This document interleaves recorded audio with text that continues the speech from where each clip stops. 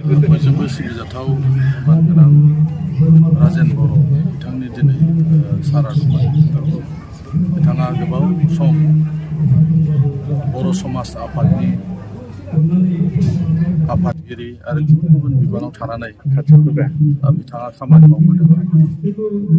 गाहायै समाज फोसाबनायनि जे हाबाफारि, बे हाबाफारिखौ बिथाङा क'क्राझारजों लोगोसे सारा आसामावनो गोख्रों रल लानानै बिथाङा खामानि मावबोदों।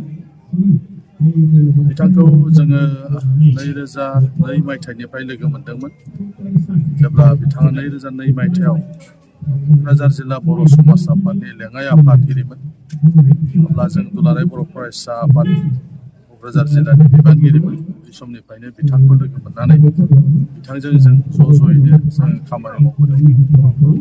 बोरै जोङो जोंनि गेजेर हारियाव ससियेल मोनसे रिफर्मेशनखौ लाबोनो हायो। मानोना बै समफ्रावबो गोबां खोमसि फोथायनाय जोंनि गेजेराव दङमोन।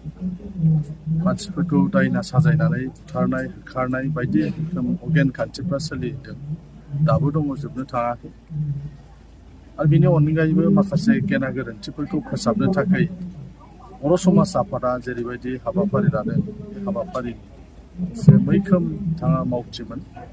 2002 मायथाइनिफ्राय बिथाङा जिल्ला आफादाव आरो बेनि उनाव मिरु बर' समाज आफादनि लेङाइ आफादगिरि, बेनिफ्राय मावफुं आफादगिरि जादों आरो बेनिफ्राय आफादगिरि महरै बिथाङा गोबां खामानि मावलांदों। दा बेनिखायनो जोङो बिथांनि जे रुंसारि जानाय बर' समाज हारिनि मोनसे खहा। मानोना सासे गोख्रों मावथि हिसाबै बिथाङा समाजाव मोनसे रादाब बेबायदि दैथायनो हादोंमोन जे जोंनि गेजेरनिफ्राय गेना गोरोन्थिफ्रा, खोमसि फोथायनायफ्रा जोबनांगौ, लोंग्लुंनाय जाग्लुंनायफ्रा जोबनांगौ, बायदिसिना हाबाफारिखौ लानानै बिथाङा खामानि मावो।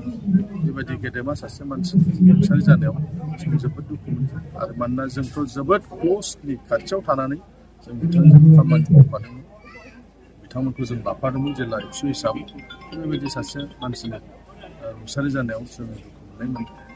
आरो बिथांनि जे थांखि, बिथाङा जेरैबायदि सानदोंमोन बा टिमा जेरैबायदि सानदोंमोन जे बर' कास्टमारि ल' बानायनायनि बाथ्रा दिनैसिम आबुं जायाखै। बेखौ जाहाथे आबुं जायो लालांनाय, जायफोर जों बिथांनि मावफाग्रा लोगोफोर दङमोन आरो जायफोर बेफोरखौ सानदों, ल' एक्सपार्टफोर, बिथांमोनजों ज' मावनानै कास्टमारि ल'आबो जेन मोगथां महर मोनो, जों बेखौ हास्थायो।